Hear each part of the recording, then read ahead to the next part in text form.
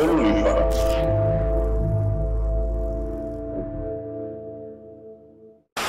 Si ponemos cualquier objeto delante nuestro y lo vamos alejando, llegará un momento en el que debido a la simple perspectiva ya no veremos este objeto. Esto se produce por una distorsión de la cantidad de perspectiva que estás viendo, básicamente. Si estoy en la Tierra plana, yo no puedo verlo por la perspectiva del espacio. Sino que desaparece de nuestra vista por una simple cuestión de perspectiva. Ese es el límite de nuestra vista. ¿Por qué? Porque la perspectiva del espacio. Cada vez que uno de estos terraplanistas enarbola la bandera de la perspectiva para justificar la desaparición de un objeto más allá del horizonte, habría que preguntarles si ellos saben qué es la perspectiva, si conocen la ley física que la describe y la fórmula matemática que utilizamos para calcular cuánto debe reducir el tamaño de un objeto a medida que se aleja de nosotros. De seguro nunca le podrán responder, porque no saben.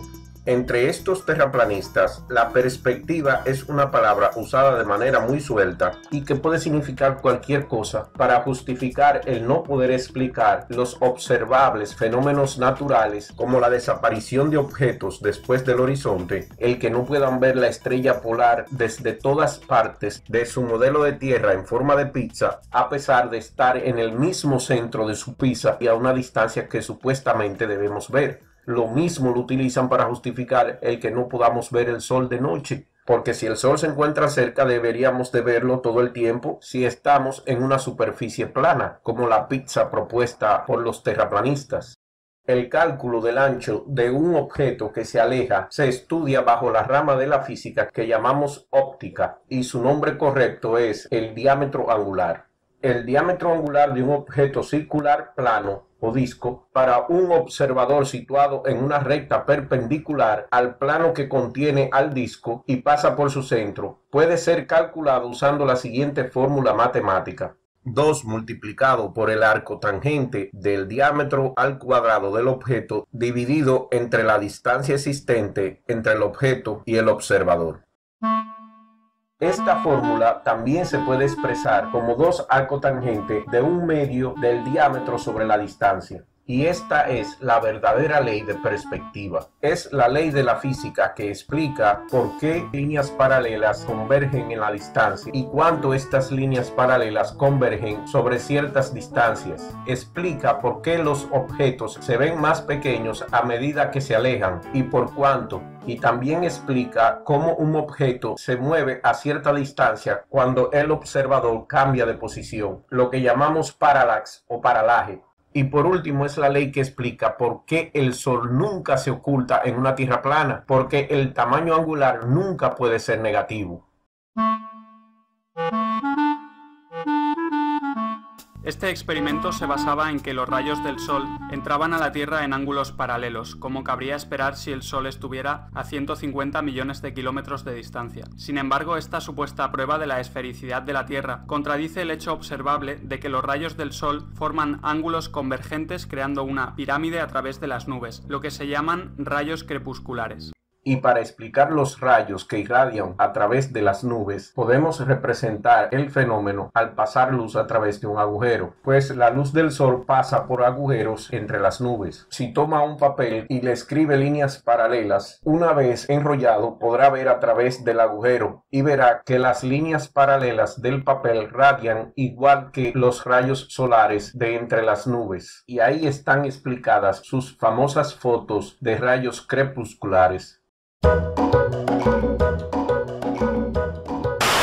Y esto es lo que vemos muchas veces cuando se está alejando el Sol, que no varía prácticamente de tamaño. Por lo tanto, la refracción atmosférica causa el efecto de la puesta de sol y la magnificación producida por el agua que hay en la atmósfera hace que el Sol mantenga el mismo tamaño aparente en el cielo a medida que se está alejando. Este terraplanista dice que el Sol no cambia de tamaño en la distancia debido a la propiedad de aumentar el tamaño de las cosas que tiene la atmósfera. Pero resulta extraño que la ley de perspectiva aplica a todo objeto, sea barco, avión, edificio, etc., o a un globo que esté en el cielo. Esta magnificación no aplica a esos casos, pero sí aplica al Sol y la Luna. La atmósfera que se imaginan los terraplanistas es una atmósfera muy especial. No aumenta el tamaño del Sol cuando el mismo se encuentra encima del observador, pero a medida que el Sol se aleja del observador, entonces esta atmósfera mágica empieza a aumentar el tamaño del Sol para que se vea del mismo tamaño hasta que llegue al horizonte. Entonces ahí hace otro truco de magia. La perspectiva de la atmósfera hace que el Sol desaparezca debajo del horizonte. Pero ya le explicamos que la ley de perspectiva no permite a un objeto desaparecer, pues su resultado nunca puede ser negativo. Para que este complicado modelo que presentan los terraplanistas sea verdadero, se debe tener una atmósfera mágica y una ley de perspectiva multifacética que permita negativos y que haga otras cosas que la observación de perspectiva y la misma ley de la física que la describe no permiten. Por el contrario, para que el modelo de la Tierra esférica funcione, solo necesitamos matemáticas. Y para demostrar que están muy equivocados, tanto este terraplanista como todos los demás, vamos a utilizar la ley de perspectiva, la fórmula que ya les he presentado, para calcular qué tan pequeño el Sol se debe ver a la distancia que según los terraplanistas dice, se encuentra el Sol de la Tierra y de un posible observador en cualquier sitio de la superficie de la Tierra plana. Según el modelo terraplanista, el Sol nunca se encuentra más allá de 8.000 kilómetros de altura y nunca más lejos de 32.000 kilómetros de distancia del observador.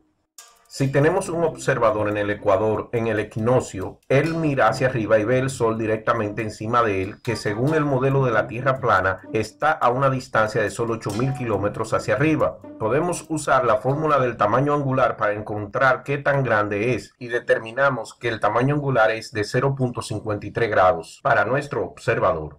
Ahora, el tamaño angular de un objeto es dado en grados porque cubre un arco de la visión. Es 2 veces el arco tangente del tamaño real del objeto dividido por 2 veces la distancia hacia el objeto. La ley de perspectiva, como ya hemos dicho. El resultado del tamaño de dicho Sol sería de 74 kilómetros de diámetro. Digamos entonces que según los terraplanistas, el Sol en su salida y puesta está a una distancia de 32.000 kilómetros de ese observador en el ecuador y ya determinamos que su tamaño es de 74 kilómetros de diámetro. Podemos utilizar la fórmula de nuevo para calcular el tamaño que debería tener dicho Sol cuando sale o se pone, lo que dará un resultado de 0.133 grados de diámetro. O sea que el Sol en su saliente y poniente sería un 25% del tamaño del Sol del mediodía. Eso es 4 veces más pequeño. Sin embargo, en la realidad lo vemos del mismo diámetro en su salida al mediodía y cuando se pone. Pero si analizamos los datos reales del Sol para determinar si éste está cerca o lejos, la situación es peor para el modelo terraplanista. Veamos. El Sol es aproximadamente 1.4 millones de kilómetros de ancho. La Tierra es aproximadamente 12.700 kilómetros de ancho. Y esta está aproximadamente 100 veces el diámetro del Sol alejada de él. Debido a esa gran distancia, toda la luz del Sol llega a la Tierra a 90 grados por todas las partes en el planeta. Debido al tamaño del Sol, la luz solar crea 0.54 grados de penumbra en todas las sombras. Usted puede medir fácilmente esta penumbra en cualquier sombra. Porque la luz del Sol llega a la Tierra en 90 grados, si usted tiene varios objetos cerca uno del otro, vistos de lado, se puede notar que sus sombras se proyectan paralelamente. Usted puede medirlos de centro a centro y verá que están paralelos. Otro hecho que prueba que los rayos vienen de un Sol distante y paralelos es cuando se mira hacia el Sol entre dos objetos con sombra. Sus sombras apuntan hacia el horizonte en la dirección del Sol, pero no se inclinan hacia un Sol cercano. La longitud de la sombra determina el ángulo del Sol. Debido a que la luz del Sol es paralela en toda la Tierra, las sombras proyectadas por el Sol siempre apuntarán en convergencia hacia el horizonte. Sin embargo, cuando miras las sombras de los postes desde arriba, las verás paralelas, y si le da la espalda al Sol, todas las sombras apuntarán en convergencia de nuevo hacia el horizonte, independientemente de a qué altitud o a qué hora del día usted se encuentre. Y esto se debe a la gran distancia entre el Sol y la Tierra y el pequeño tamaño de la Tierra en comparación con el Sol. Si el Sol estuviera cerca, las sombras en el suelo nunca serían paralelas. Si el Sol estuviera cerca, viendo las sombras en la dirección del Sol convergerían hacia el Sol, y ver las sombras que se alejan del Sol se verían esparcidas hacia afuera del Sol. Pero la realidad es diferente. Cuando vemos las sombras en la dirección del Sol, estas convergen en el horizonte. Y cuando vemos las sombras que se alejan del Sol, también convergen en el horizonte. Esta observación solo puede ser explicada si los rayos solares son paralelos. Si algún terraplanista, después de ver esta explicación, se atreve a argumentar que los ángulos propuestos por los terraplanistas también harían que las sombras apuntaran a una convergencia en el horizonte sin importar el ángulo emitido por un sol cercano, y debido al tipo de versión de perspectiva selectiva de los terraplanistas que puede hacer de todo, hemos decidido hacer un experimento para probar si esto es posible, tomando las fotos de un puntero láser disparado hacia la distancia, imitando los ángulos de propagación requeridos por un sol cercano. Como tengo un solo puntero, tomaremos 4 fotos en secuencia. La primera foto es el láser apuntando directamente enfrente de la cámara y hacia la lejana. La segunda foto es el puntero del otro lado de la caja en paralelo a la primera foto.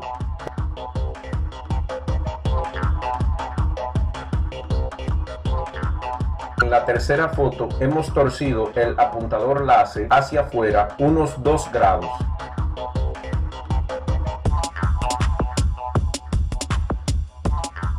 En la cuarta foto hemos alejado hacia afuera el apuntador al agregarle unos 2 grados más.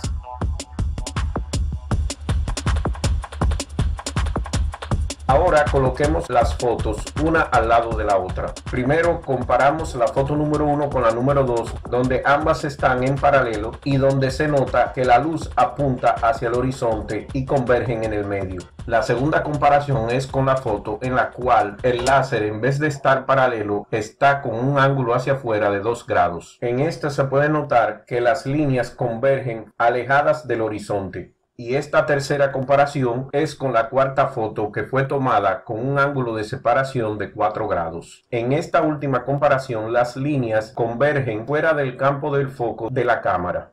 Lo que este simple experimento demuestra es que si el Sol estuviera cerca, los rayos de luz se alejarían separándose del Sol, y las sombras proyectadas de estos también estarían inclinadas hacia afuera, así que sus ángulos nunca convergerían en el horizonte. Pero como las sombras proyectadas del Sol siempre convergen en el horizonte, esto prueba que el Sol está increíblemente lejos y sus rayos son paralelos.